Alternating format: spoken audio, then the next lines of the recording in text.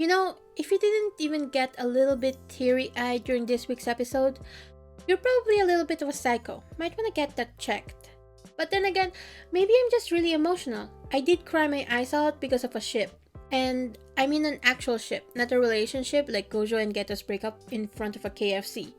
I didn't give a fuck about that, not gonna lie. And I know, blasphemy from a self-proclaimed Fujoshi to not ship two hot guys together, but listen, just because I'm a Fujoshi doesn't mean I'll ship every single male characters who interact with each other, okay? I'm more picky than that. No, the ship that I'm talking about is Going Merry, an actual literal ship. I really bawled my eyes out when we had to say goodbye to her. It breaks my heart just thinking about it, and yes, this is me telling you guys to go watch One Piece. I'm still stuck at the Wano arc, by the way. I've been letting it cook for a while since I've been busy trying to earn a living. The curse of adulthood. But you didn't click on this video to hear me rant about One Piece. You clicked to hear me rant about To Hero X. Now, where do I begin with episode 10? Let's start where we left off on the previous episode, namely what the Dean whispered to Luo. Here we find out that he actually told Luo that Cyan was the lone survivor of the plane crash his parents were in and that her fortune came from the misfortune of others. This broke Luo and left him in a crazy rage. But before that, we find out several things. One is the DOS CEO, Mickey, telling Cyan that the public should never find out about her past, since, as he said, in this world, words have power. And isn't that just the truth? Because of Cyan's speech about Luo at her concert, people started digging through her past to find out who she was talking about.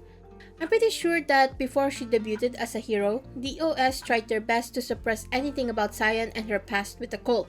Because remember, in the previous episode, she was caught on film busking in front of the fountain with some people praying around her. They pretty much rebranded her from a sacred maiden into a battle angel. We see Cyan in action this episode, and I think that her powers are super creative and very personalized to her. I like that they implemented her rollerblades into her costume. Even though every time I see it on screen, I feel my feet getting pinched and going numb. Then there was her main weapon, a guitar that can turn into a bow. Aside from shooting arrows that will always hit their mark, the sound of the guitar can also trigger Cyan's luck, as seen when she parted the cars to make way for Truck-kun, which I am super surprised about. Truck-kun, I'm surprised the driver still has a job considering what happened at the orphanage, and now that he's got zombified, I wonder if he'll still have a job after he's been cleansed of the curse. She also has a spray that makes her surroundings become in her favor. In this sprayed luck, she can dodge any oncoming attacks. I've also seen people describe the spray as insect repellent or peppermint spray to ward off some creeps. I thought it was graffiti spray. What do you guys think? And finally, we have her yo-yo, which can lead her to what she's searching for. She was searching for a USB stick that has recordings from the plane ride. Liu Zhen handed it over to the Dean, and Queen exposed its existence to Cyan. It's the reason why she rushed to the orphanage. Here's the thing, I thought the USB stick came out of nowhere and felt like a cop-out. Because we didn't see Liu Zhen hand anything over to the Dean in the previous episodes. Not even a hint. I think that it would have been better if we saw that scene first so we can speculate what it is and what its role is going to be in the arc. But as I said, it really came out of nowhere. Then came Luo and Cyan fighting, only to be stopped when Cyan triggered the fire alarm with the marble Luo had given her.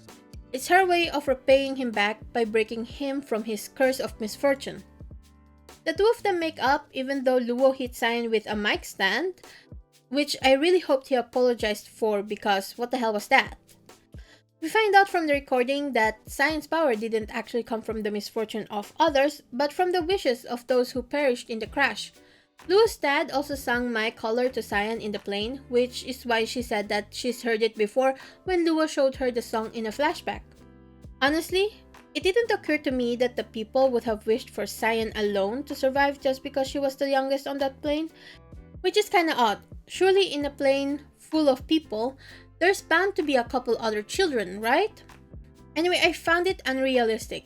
It would have been more realistic for the passengers to keep praying for some hero to save them instead of accepting their death. Cause didn't they also curse themselves by believing that they'll die anyway? so might as well manifest a random child's survival. What's also surprising, but at the same time is not surprising to me, is that nobody died in this arc. It's not surprising because nobody in this arc was wearing any yellow or had yellow color scheme.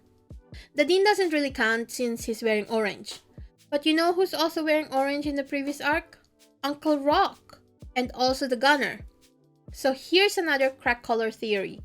If yellow is a marker for death, then orange is the marker for a villain of the story arc. I was keeping quiet about this theory with orange because I thought it was mostly a crack theory and I was waiting if the Dean would die or turn evil. You'd probably point out that Enlighter didn't wear anything orange, but joke's on you, Enlighter was never a villain to begin with. He wasn't really doing anything harmful either, aside from wanting to reveal the truth. The moon he kidnapped wasn't real either, but a mannequin. Did he beat up Linling? Yes, but it was to build Linling's character, so... Anyways, with this we find out that this is the first time they found out about the opposite of trust, which is the power of fear. It's hinted at the end that Mickey, the CEO of TOS, was looking into it, same with Liu Zhen. And do you know what Liu Zhen did after resigning from his job? He had a nice chat with a guy about the Ether Laboratory. We also see at the end that the 3-man CEO is looking at Shang Chao's workspace, which would mean that Shang Chao was probably also looking into it, and Mr. Shang knew what his son was up to. Because why else would he be there? This also made me wonder if this research paper is the reason why Nice and Rec exist, because Rec is pretty much someone manufactured by the Fear system, right? We also got another cameo of X in this episode. We're slowly unraveling more about him and I'm super excited about the next episode. Anyways, before I say my goodbyes, I'd like to introduce myself first. Hi, I'm Faye and I'm a webcomic artist who makes analysis videos on the side. My webcomic is called Dreaming of Aurora. Please check it out if you have the time. If you like my videos so far, please leave a like and subscribe. It helps my channel out a lot. I'd also like to thank my patrons Robek, Vanarik, and Jevol Jevolitska. If you're interested in supporting me, my videos, and webcomic, please check out my Patreon. Thanks again for watching. I'll see you guys in the next video. Bye!